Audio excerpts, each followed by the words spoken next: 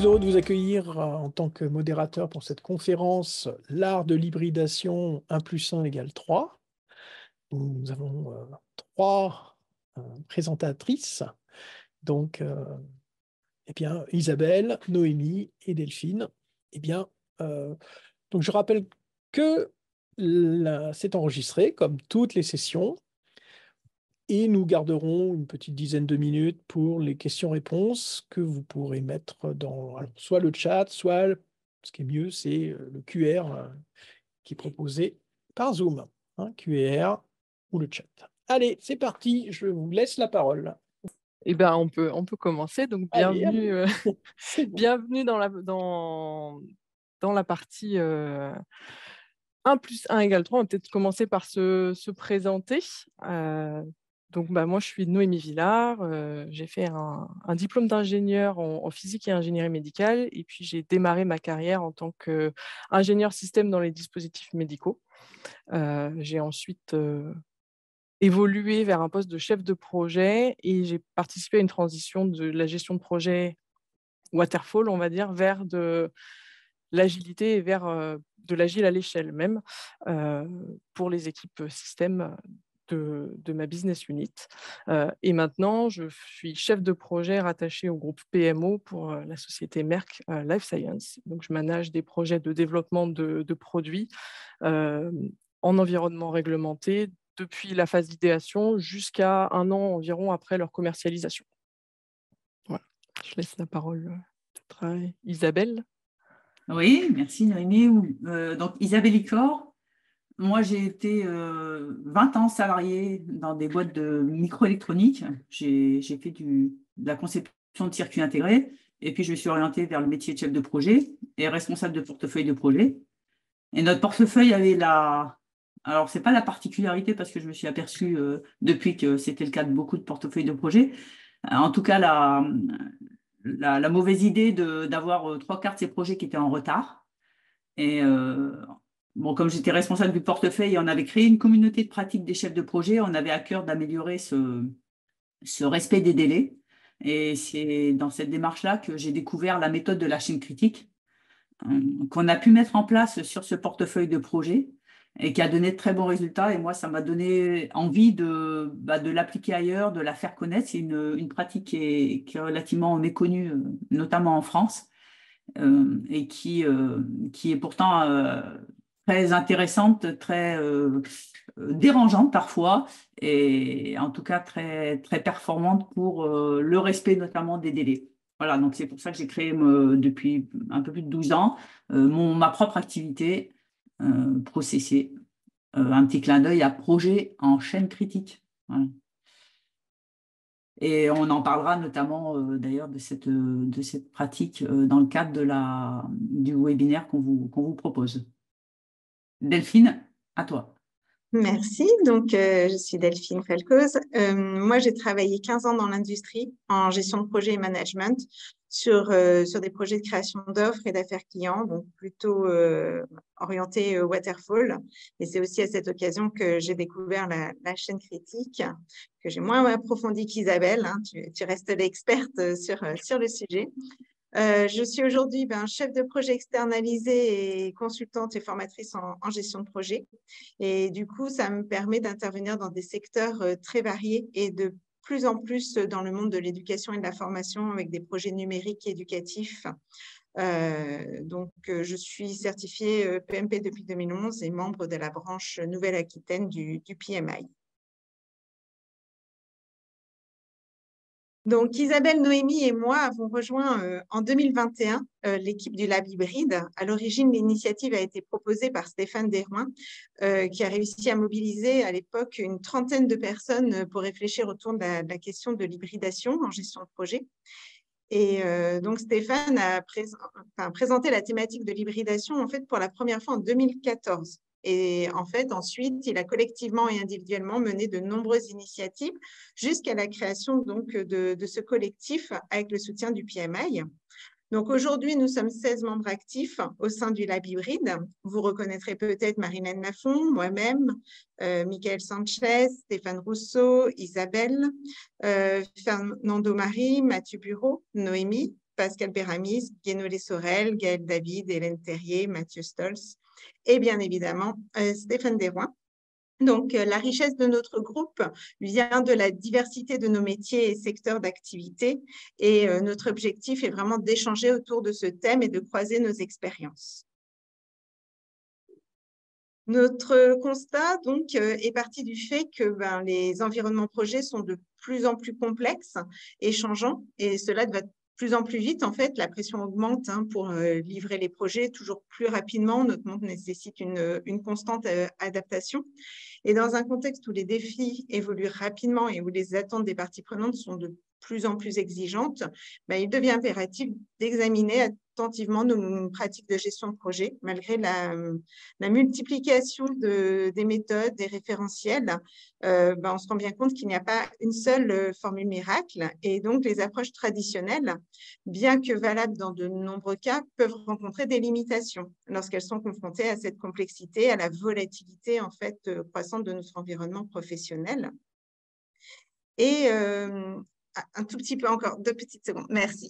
Par ailleurs, l'expérience nous a montré que la rigidité des méthodes traditionnelles peut parfois entraver l'adaptabilité nécessaire pour faire face aux changements imprévus et aux exigences fluctuantes des parties prenantes.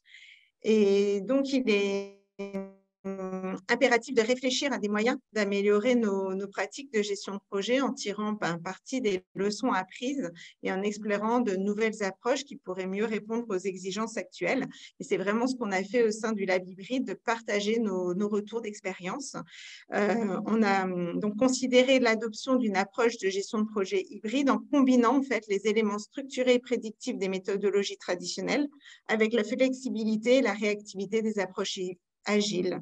Ainsi, notre objectif, en fait, c'est de créer un cadre qui nous permettra de mieux gérer la complexité croissante de nos projets tout en restant agiles et adaptatifs face aux changements. Donc, partant du principe que l'humain est au cœur de la réussite des projets et que le triptyque périmètre, délai et coût n'est plus suffisant, on en est venu à croiser les modèles et à les hybrider pour en tirer le meilleur de chaque approche. Et en fait, notre but, c'est vraiment pas d'opposer agilité et waterfall, mais de proposer une troisième approche hybride qui permet de faire converger et associer en fait l'agilité et le monde des projets traditionnels. C'est ainsi que nous en sommes venus à vous proposer cette conférence sous le nom de 1 + 1 = 3. Donc, au sein d'un même projet, en fait, mélanger à bon escient les outils, les techniques issus du monde waterfall et agile, on est convaincu que ça peut nous amener vers la réussite des projets, mais ça ne s'arrête pas de la méthodologie. Nous allons le voir un peu plus loin que les aspects de gouvernance, de dimension humaine sont également primordiaux. Et donc, notre initiative est soutenue par le PMI. Notre guide qui va sortir prochainement est vraiment orienté retour d'expérience de situations concrètes. Et l'objectif, c'est que ce document soit notre objectif était que ce document soit le plus pragmatique et à destination du plus grand nombre et qu'il puisse évoluer, en fait, s'enrichir régulièrement au fur et à mesure des réflexions et que l'on aura autour de cette hybridation.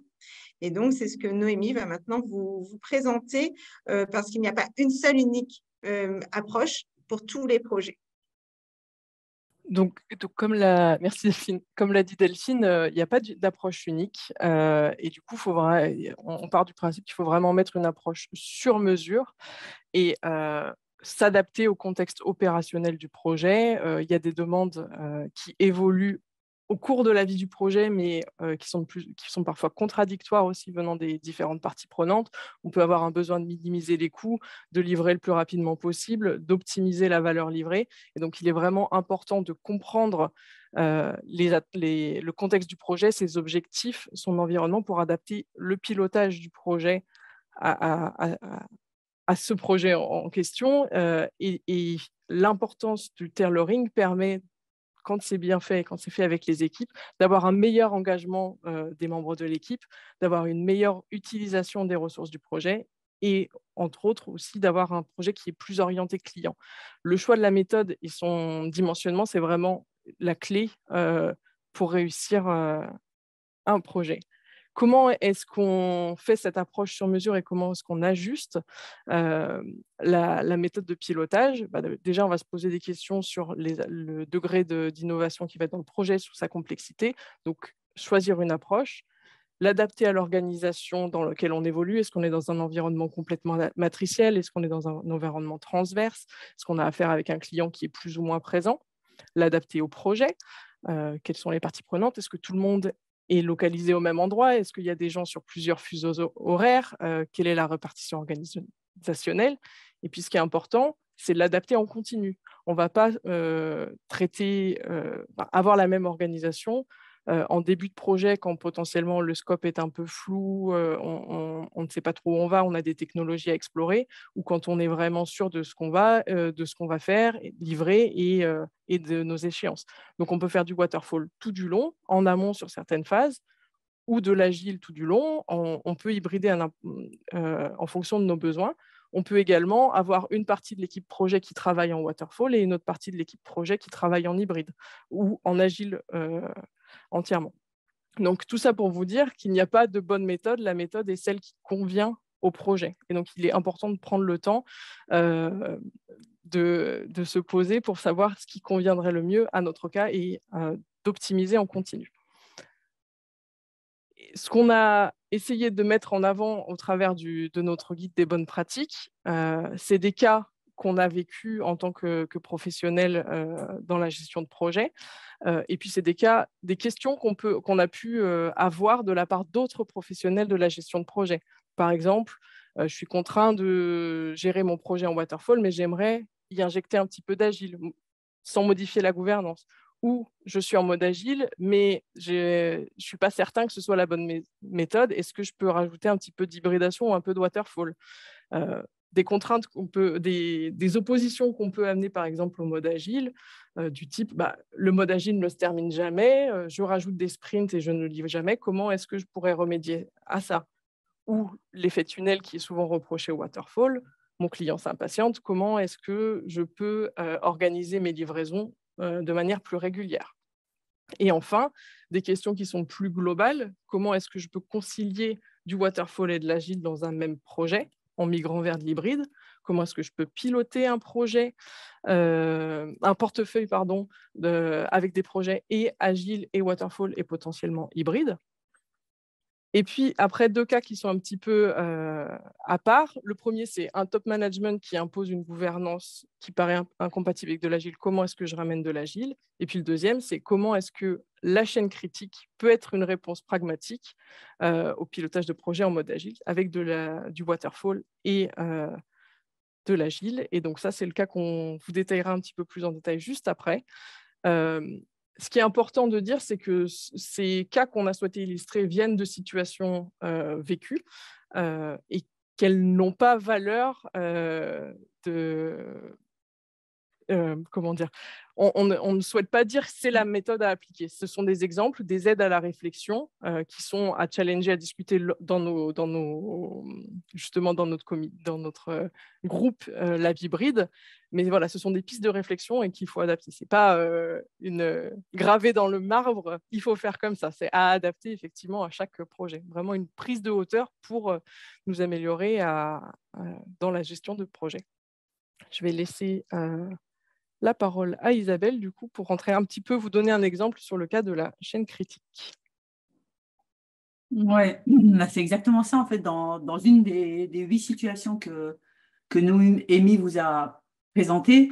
L'idée, c'est on se met dans un cas, mais on ne prétend pas avoir la solution. On propose et on est là aussi à l'écoute pour voir comment vous réagissez par rapport à ce qu'on a imaginé. Là, on est dans un cas où on imagine un projet où il y a toute une équipe qui travaille en waterfall et puis une autre constituante du projet, un autre work package par exemple, qui, elle, a l'habitude de travailler en mode agile. Et ces deux composantes du projet, à un moment, doivent se retrouver pour un livrable final.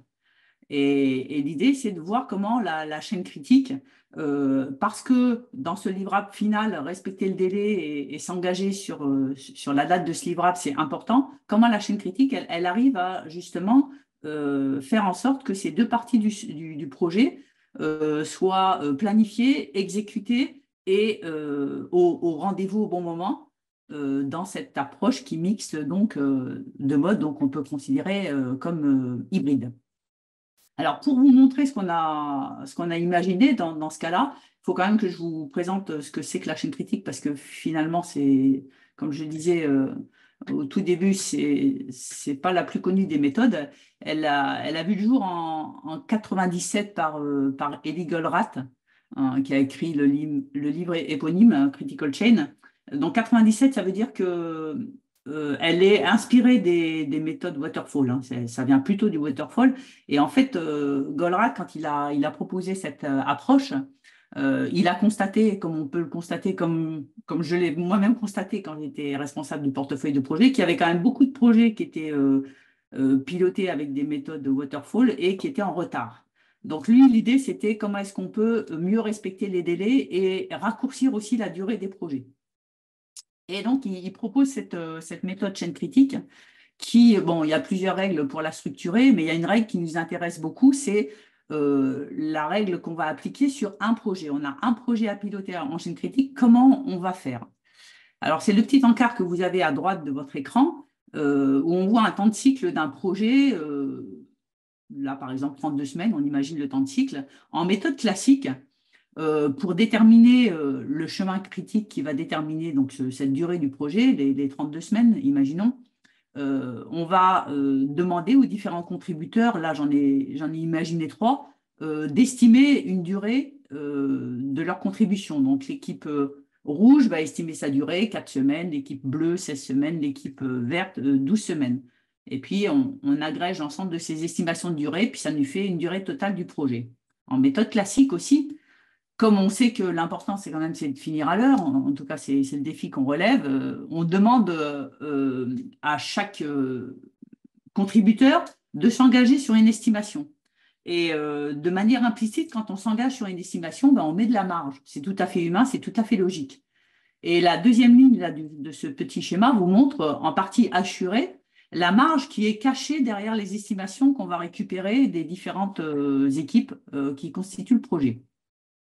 Alors, là, systématiquement, je vous ai présenté une marge qui correspond à la moitié de l'estimation globale.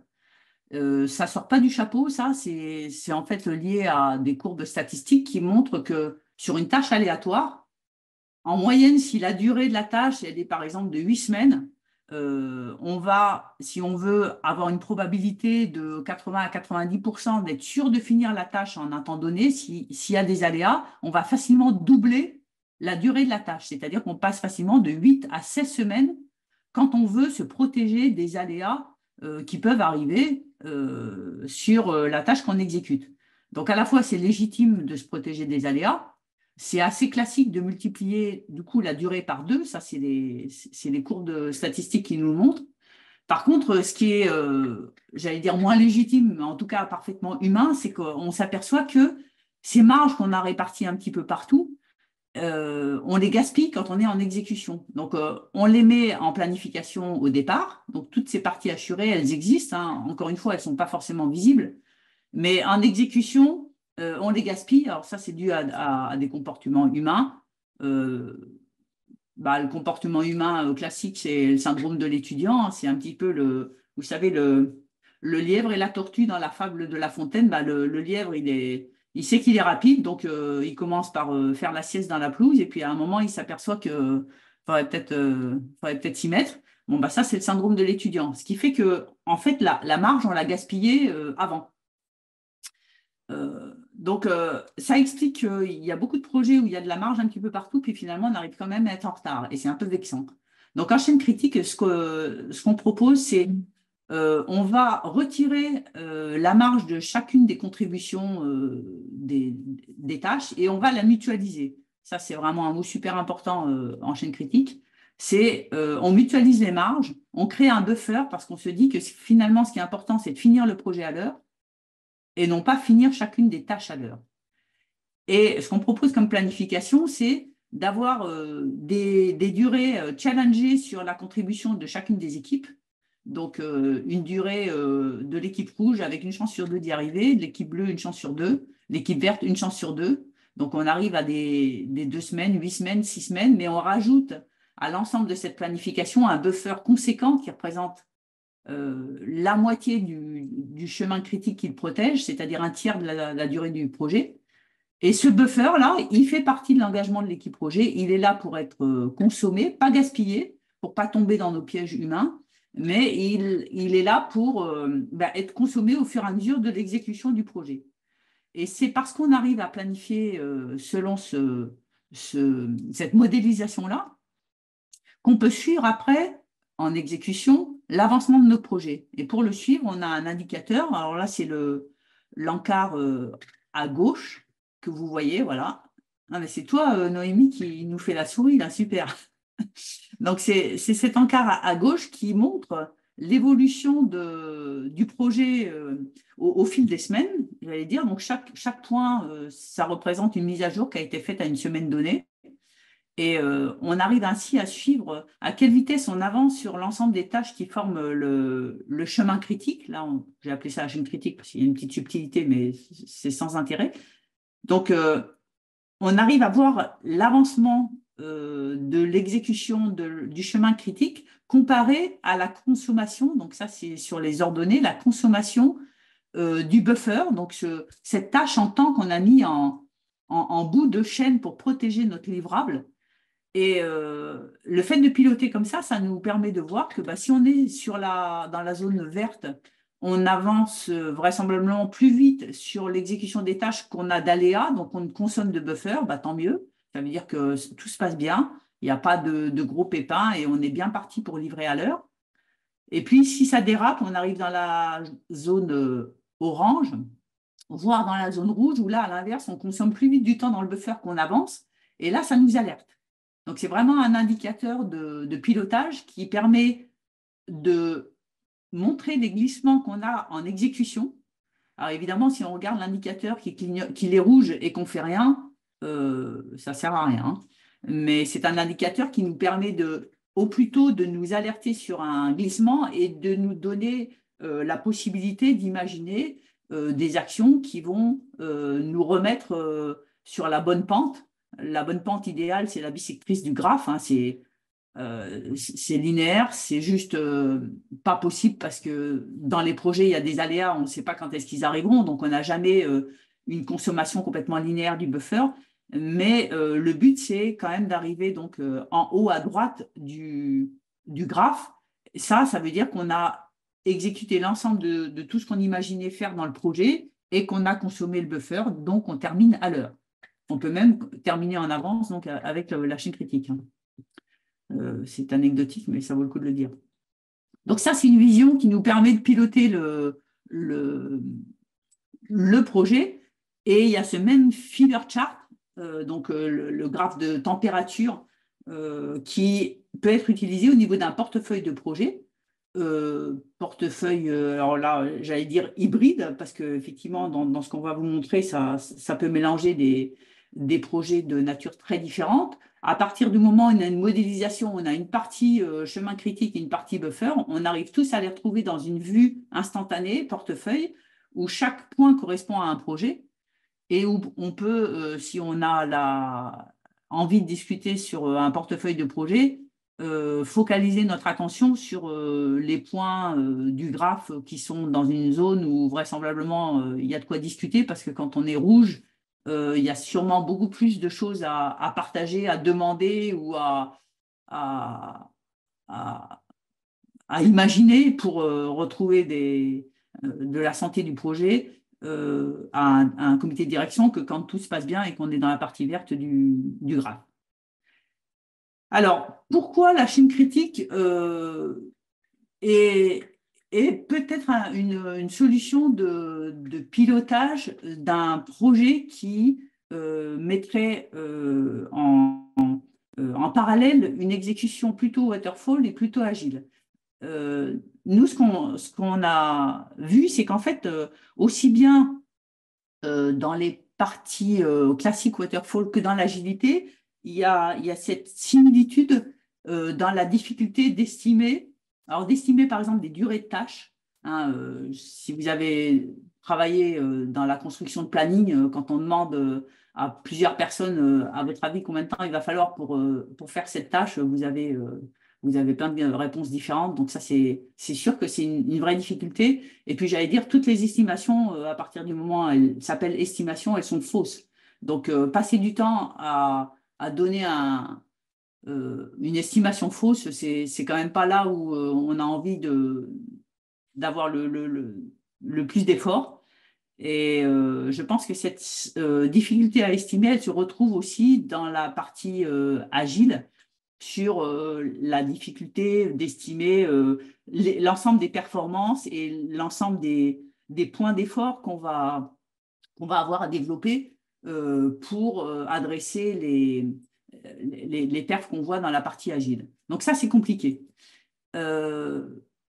Un autre point qu'on veut mettre en avant aussi, c'est le côté contrainte. Bon, quand on parle d'agilité, on imagine qu'on est souple. Et si on est souple, ça veut dire qu'on a peu de contraintes. En chaîne critique, la chaîne critique, elle vient de la théorie des contraintes. Hein. Et la théorie des contraintes, j'allais dire, contrairement à son nom, elle suppose que finalement, il n'y a pas tant de contraintes dans un système. Il y en a en particulier une qui nous limite, une qui est plus contraignante que les autres. C'est pour ça que c'est la seule qu'on retient. Et on a l'ambition dans nos projets, finalement, d'essayer d'éliminer le maximum de fausses contraintes qu'on se donne par habitude. Par exemple, les fausses contraintes, c'est je veux exactement savoir quels jours seront disponibles les ressources. On ne sait pas. C'est compliqué de l'imaginer a priori. Et finalement, ça ne sert à rien de le modéliser. Il faut mieux le gérer dans la vraie vie du projet que d'aller essayer de modéliser ces différentes contraintes. C'est vrai pour les vacances, c'est vrai pour la dispo des ressources, c'est vrai pour des dates qu'on figerait, qui sont des dates de passage de gate, de processus, etc. Tout ça, c'est des dates qu'on veut respecter, mais qui sont internes au projet, qui n'ont pas vraiment de valeur. Et s'il y a une seule contrainte à garder en projet, c'est finalement peut-être la date de fin du projet sur laquelle on s'engage. Voilà, donc on essaie de faire le tri sur les contraintes et de ne garder que celles sur lesquelles on n'a pas de négociation possible. Et puis, le troisième point qu'on veut mettre en avant dans ce qu'on vous propose là, c'est l'envie de piloter par les flux, c'est-à-dire qu'en mode d'exécution, ce qu'on va regarder, c'est la capacité des équipes dans un mode waterfall ou dans un mode agile à avancer sur l'ensemble des tâches ou l'ensemble des performances qu'elles doivent adresser, qu'elles imaginent, et regarder le débit des tâches, le temps qu'il reste, le temps qu'il faut pour finir les tâches en cours, ou le débit des performances, de l'exécution des différentes fonctionnalités qu'on a imaginées dans la partie agile. Donc, c'est ces flux-là qu'on va essayer de mesurer et qui vont nous aider à mesurer le reste à faire pour finir, pour livrer à l'heure. Alors, maintenant, si on se met dans un cas concret, donc je vous l'ai dit, le cas concret qu'on a imaginé, c'est deux parties d'un projet, deux sous-projets, un en mode waterfall, un en mode agile. À T0, on fait un planning.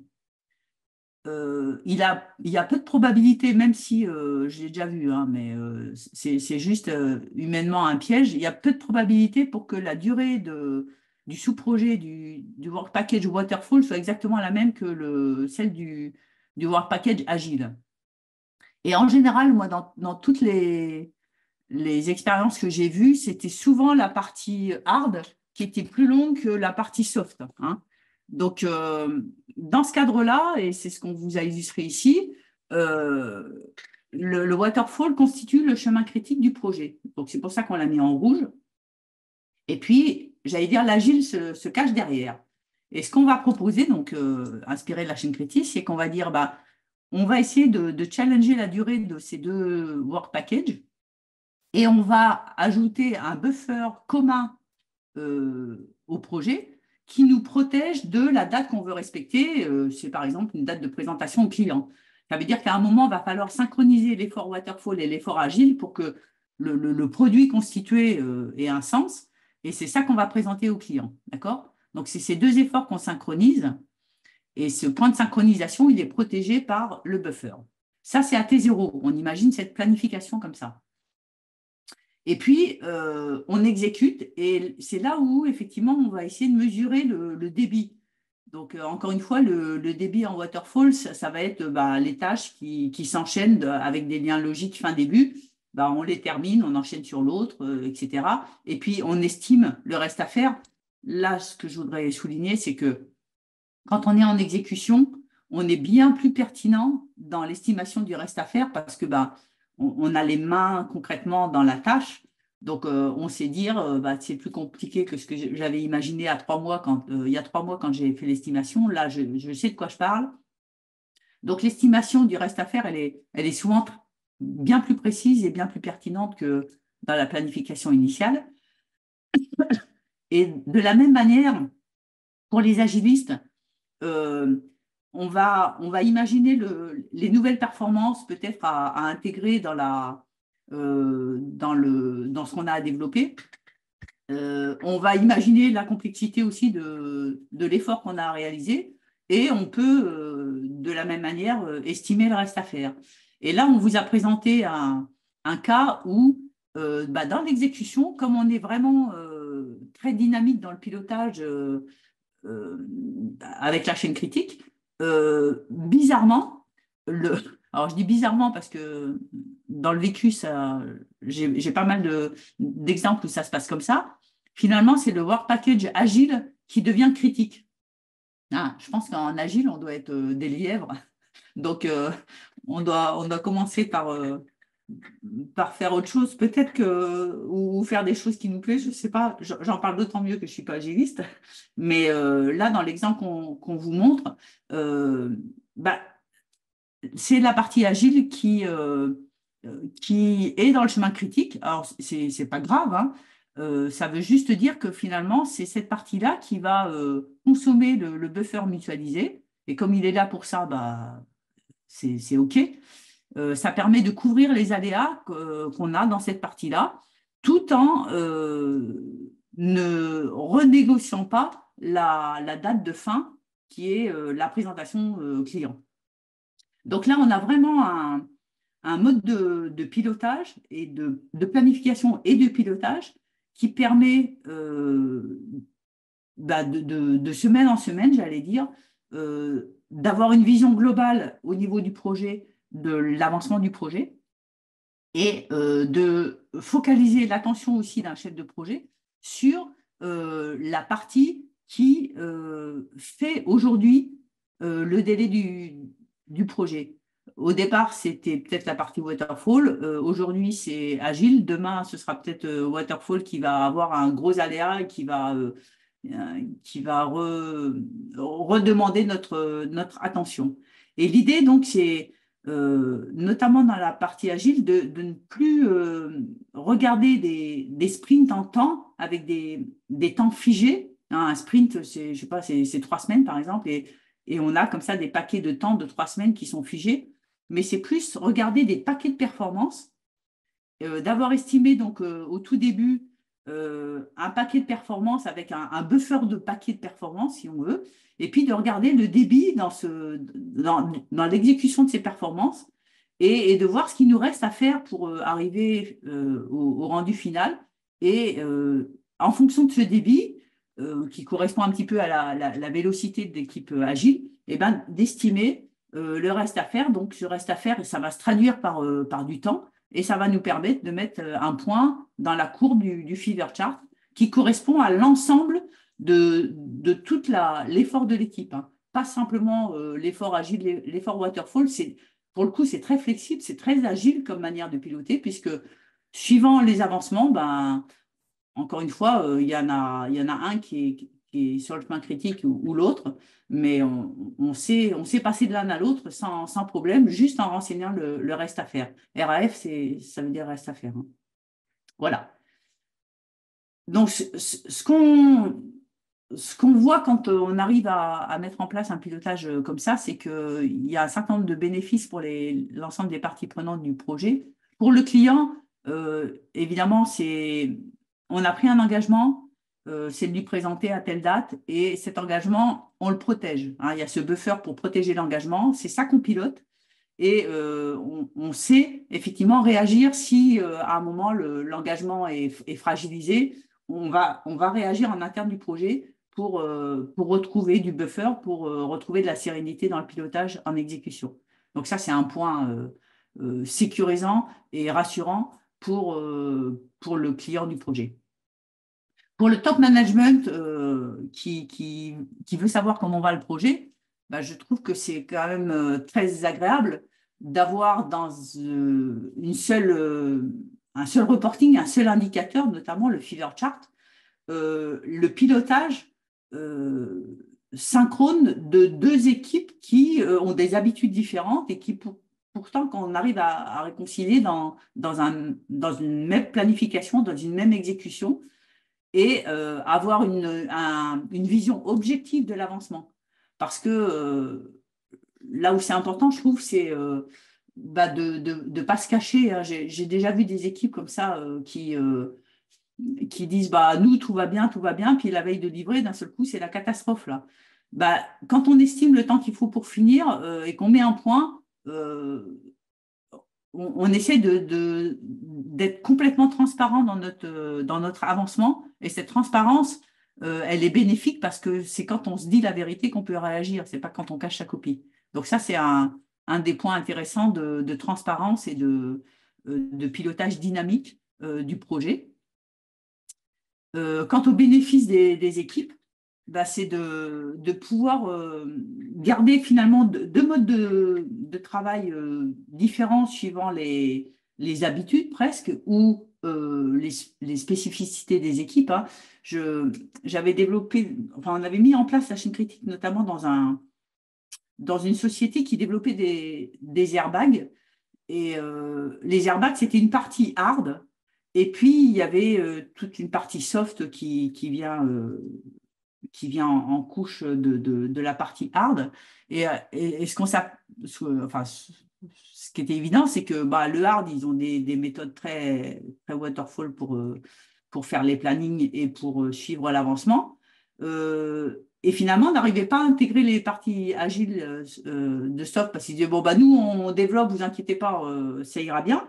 Et puis finalement, ça ira bien. À la fin, on s'est aperçu que l'équipe qu'on imaginait en soft de 3-4 personnes sur les 3 derniers mois du projet, ça s'est transformé en une dizaine de sous-traitants supplémentaires en mode panique pour intégrer sur un plateau parce que finalement, la partie soft, elle était plus compliquée, elle était en retard par rapport à l'ensemble des performances qu'on avait rajoutées. Et puis, on ne le suivait pas dans la vision globale du projet. Donc là, ça permet de respecter la manière de fonctionner de chaque équipe, mais de partager un échange commun en disant il n'y a pas d'ingérence dans votre manière de travailler locale, mais par contre, il faut un reporting cohérent pour avoir une vision globale de l'avancement du projet.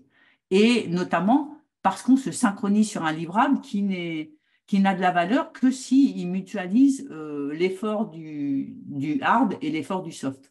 S'il manque l'un des deux composants, le livrable n'existe pas. Donc, on voit bien l'importance de suivre les deux équipes et de les piloter dans un même paysage. Voilà, j'en ai fini avec cet exemple. Oui, moi, donc, si cette présentation a éveillé votre curiosité et suscité votre intérêt pour l'approche hybride en gestion de projet, comme nous vous l'avons dit, l'objectif, c'est de travailler, c'est quelque chose de nouveau hein, qu'on développe sur des retours d'expérience, sur des études de cas que l'on rencontre en entreprise, des cas réels du coup. Donc, n'hésitez pas à rejoindre notre lab hybride et pour venir partager vos propres retours d'expérience, partager avec nous sur ces nouvelles perspectives et contribuer tout simplement à l'évolution du mouvement hybride. Voilà, donc vous avez le QR code et sinon la page du lab hybride directement sur le site du PMI. Merci en tous les cas. Ben, voilà, merci pour votre intérêt. Puis je propose qu'on passe à la session de questions-réponses. Il reste à peu près une dizaine de minutes. Parfait.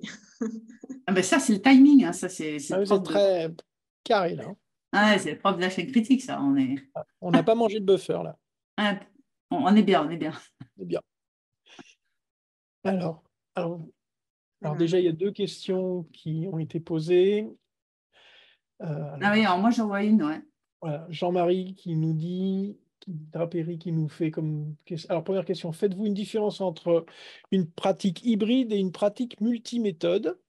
Et si oui, laquelle? Je peux prendre la réponse. On ne fait pas de distinction. Ce qu'on met derrière le mot hybride, multiméthode sur un projet, ça peut être un projet avec plusieurs. J'ai un crash Zoom, non? Je suis toujours Non, là. c'est bon, Non, on non, te c'est voit. bon. Parce que je vois un L'image n'a pas message suivi. Zoom quit. Donc, L'image donc, n'a pas suivi, mais on avait le son. ok.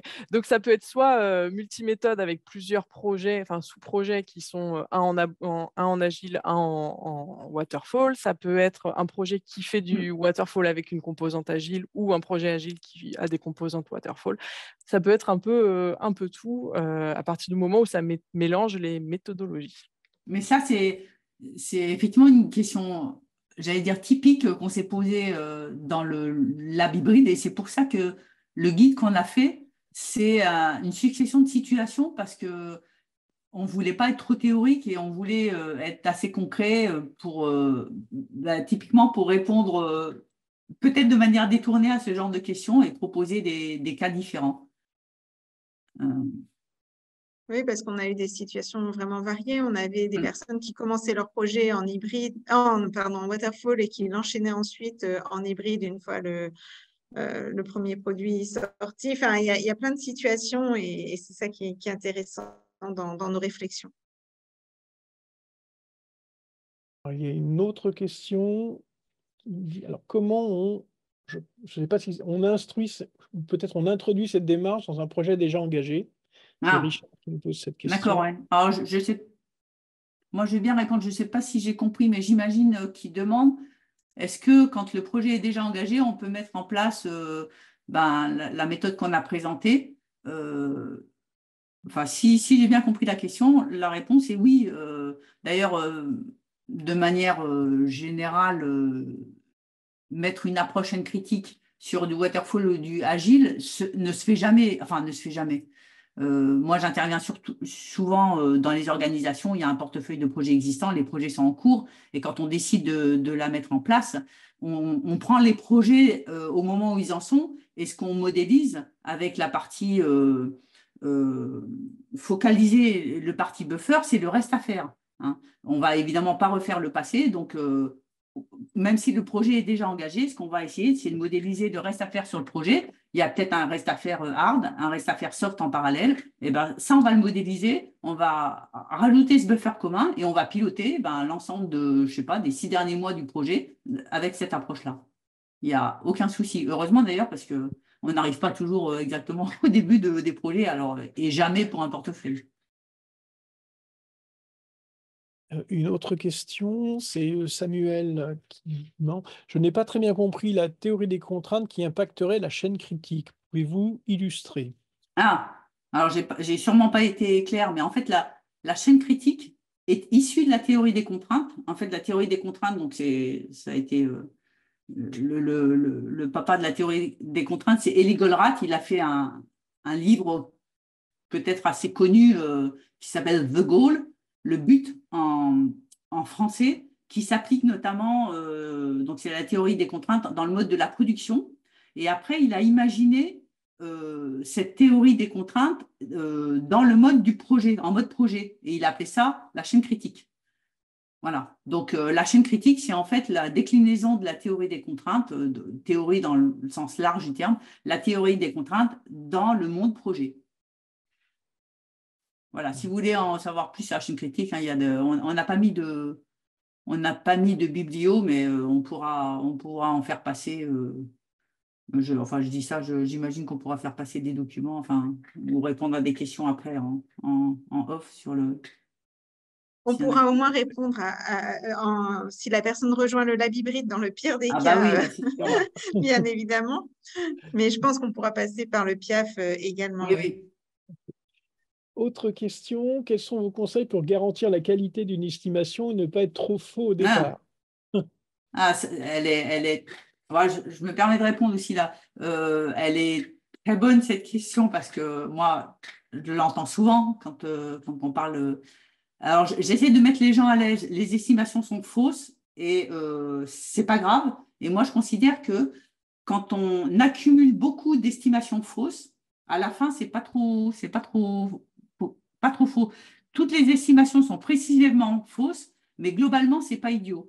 Et ce que je préconise, c'est de regarder si la durée globale du projet. Là, dans l'exemple qu'on a montré, on avait à la fin un projet, j'avais fait un truc en 24 semaines.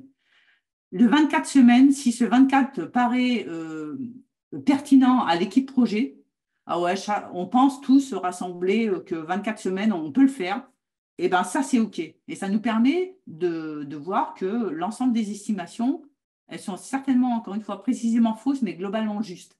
Et après, que le 24 se soit constitué de 2 plus 8 plus 16, plus peu importe. Ce qu'on va piloter après, c'est l'exécution. Et dans l'exécution, on sera encore une fois beaucoup plus pertinent parce qu'on va parler de choses concrètes, on sera dans l'action, on sera dans la vraie technicité de nos tâches. Et du coup, on oubliera les estimations fausses et peu importe. Ce qu'on voudra, c'est vraiment savoir, encore une fois, le temps qu'il faut pour finir. Et c'est ça qui va nous aider. Donc, pas trop de temps sur des estimations. De toute façon, elles sont fausses. Et plus on en rassemble d'estimations fausses, plus on a la chance, j'allais dire, statistiquement, que l'ensemble soit assez pertinent. Merci. Je ne suis pas sûre d'avoir été clair. Autre question, comment on reprend et diffuse la pratique avec plusieurs partenaires? Ah. Alors, je ne sais pas ce qu'on entend par partenaire, mais si c'est vraiment des parties prenantes au projet, je pense qu'il faut, et ça passe par de la pédagogie, on partage la même manière de fonctionner, les mêmes valeurs, l'importance de cette transparence et de donner de la visibilité dans l'avancement et dans le flux de notre travail. Si c'est vis-à-vis d'un client, c'est différent. Vis-à-vis d'un client, je pense qu'il faut pouvoir dire que notre engagement, c'est la date de fin de notre projet. Ça, on la maîtrise parce qu'on s'est donné les moyens de piloter ça proprement. Et d'expérience, c'est pareil. Moi, j'aurais tendance à dire que moins on donne de détails à un client, un externe, moins on lui donne la possibilité de faire de l'ingérence. Donc, il faut qu'il ait confiance. Et cette confiance, ça s'alimente évidemment, mais si on lui dévoile tout, enfin, si on détaille tout ce qu'on fait, il risque souvent par peur d'aller mettre son nez et puis là, il va nous polluer, ça va être chronophage, quoi. Si, je vois une petite question sur l'estimation des temps en proposant l'analyse Monte-Carlo. Ouais, oui, pourquoi pas, mais l'analyse Monte-Carlo, en fait, quelque part, ça peut revenir à ce que j'ai présenté rapidement, c'est dire il y a un temps moyen pour faire une tâche, et puis on sait qu'il y a des pires cas, il y a des meilleurs cas. Et ce qu'on propose, nous, c'est de dire, on prend ce temps moyen, qui est souvent challenging par rapport à ce qu'on met en mode traditionnel, parce qu'on y met de la marge. On prend ce temps moyen, c'est un temps, on a une chance sur deux d'y arriver. Et c'est ce temps-là qu'on va mettre dans notre estimation initiale, et on compte sur le buffer commun pour amortir si on a des aléas sur cette tâche en particulier. Mais le fait d'être commun, le buffer, ça évite justement que chaque tâche ait sa propre distribution Monte-Carlo, j'allais dire. Donc, on simplifie. Toutes les estimations, j'ai une chance sur deux d'y arriver. Et le fait d'avoir un buffer commun, ça permet d'une part que la quantité de temps disponible pour couvrir des aléas est moindre, hein. C'est le principe des assurances, hein, le fait d'avoir une caisse commune, ça évite que chaque assuré ne paye une cotisation trop importante. Plus il y a d'assurés, plus votre cotisation va diminuer parce que vous n'êtes pas obligé de brûler votre maison dans l'année. Et donc, l'idée de ce buffer, c'est on ne couvre les tâches que si elles rencontrent des aléas. Surtout si on n'a pas d'aléas, on ne va pas consommer le temps dans le buffer. Et c'est pour ça que globalement, on n'a pas besoin d'autant de sécurité comparée à celle qui serait donnée individuellement à chacune des tâches.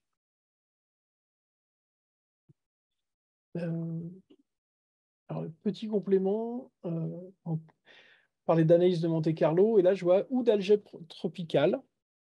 J'avoue que je ne vois pas. Alors là, je ne joker. connais pas. Richard, si vous voulez on a droit à un joker pendant le webinaire, oui. non? Mettez un petit mot dans... Serait-ce une joke? Non, mais justement, enfin, c'est marrant, ça montre bien que pour les estimations, il y a plein de manières d'en faire. Moi, j'ai un dé à la maison. Des fois, je le sors avec les clients. Je leur dis, attendez, moi, je vais estimer votre durée de tâche, hein, et je lance le dé. Parce que, puis des fois, c'est pas plus stupide qu'autre chose. Voilà, ne passons pas trop de temps à estimer. Essayons d'enlever la pression et d'enlever de l'engagement sur des estimations individuelles et de s'engager plutôt en équipe sur un rendu final du projet, hein. Ça, en plus, je trouve qu'au niveau esprit d'équipe, c'est beaucoup plus fort, hein, de se dire on doit réussir ensemble à finir à l'heure et pas individuellement à finir chacune de nos tâches à l'heure.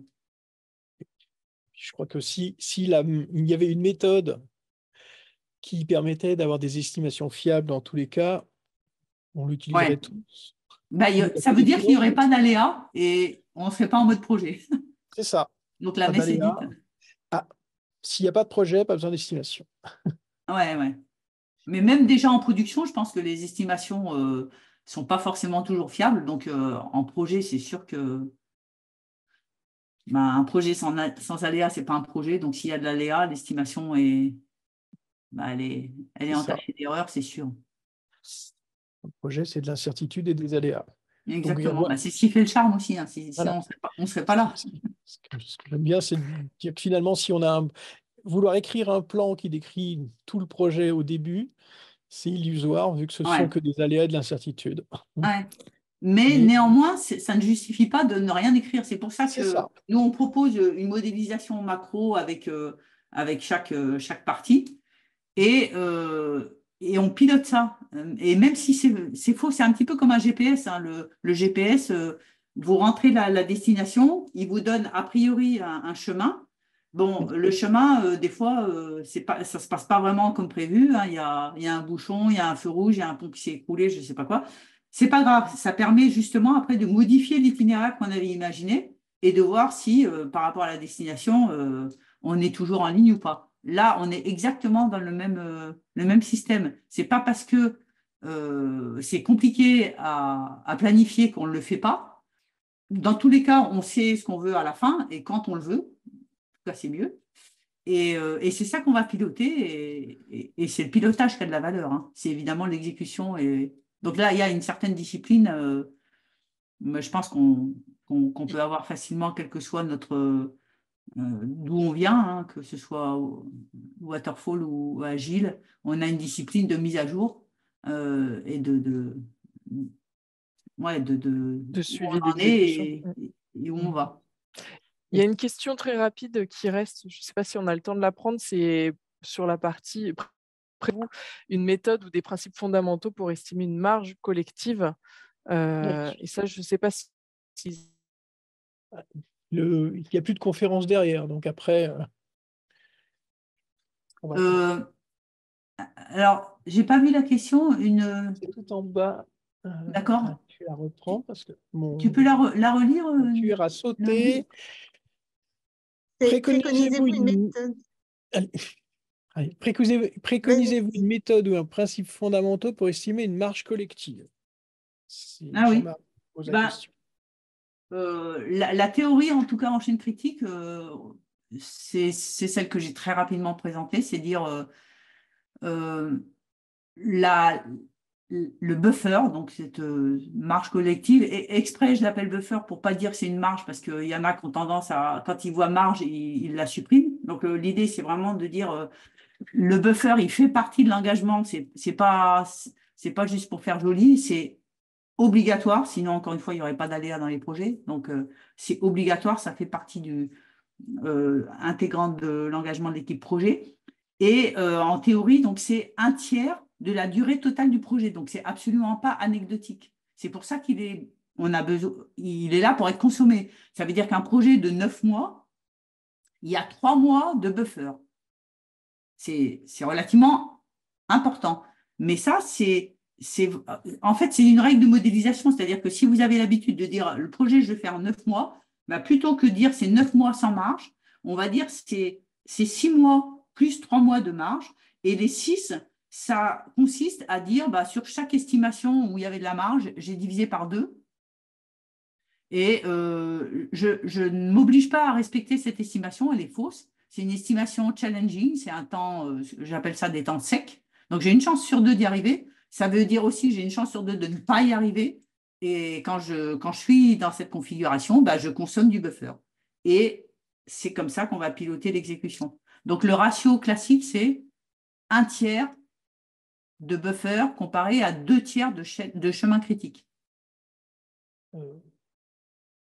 Et je pense que ce n'est pas la peine d'aller… c'est très bien d'expérience. Bon, il y en a plein qui me re-questionnent sur est-ce qu'il faut mieux faire 1/2, 1/4, 3/5.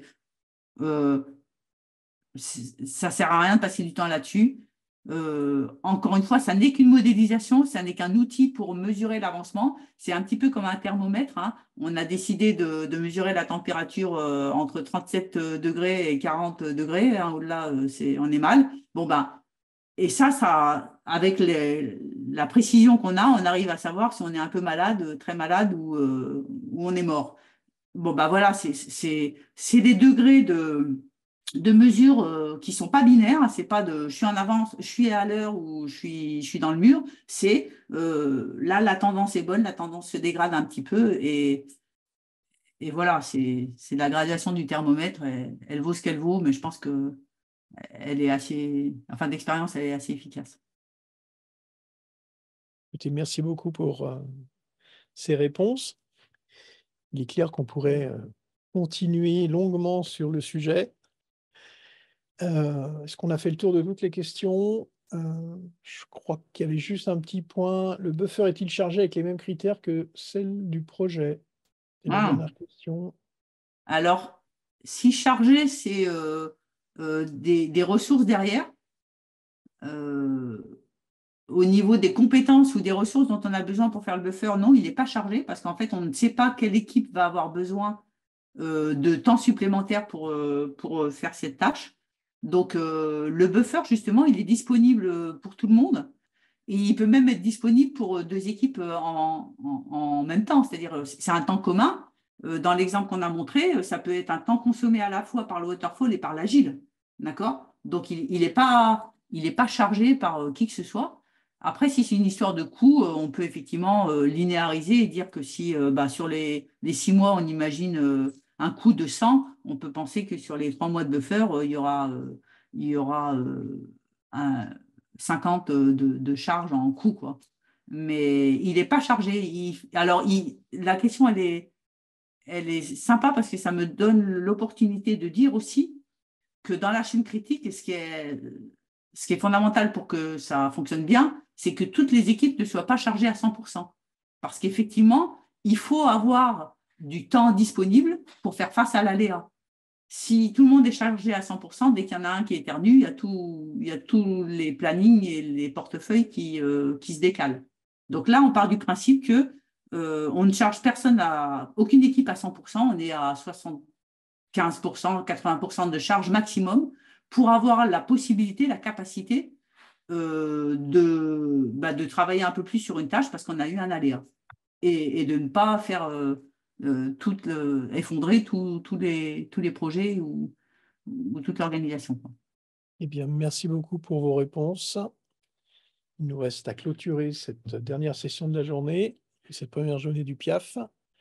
Un grand merci pour cette dernière présentation et les vidéos normalement seront disponibles dans quelques semaines, le temps que les personnes chargées de les mettre en forme fassent le travail. Bon, ça peut prendre un peu de temps parce que c'est quand même assez long.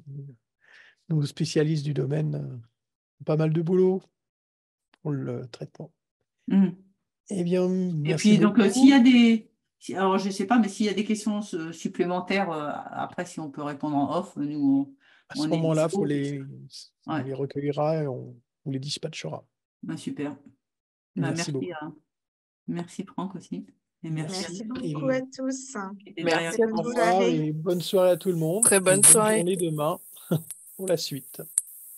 Merci, Au bonne revoir. soirée.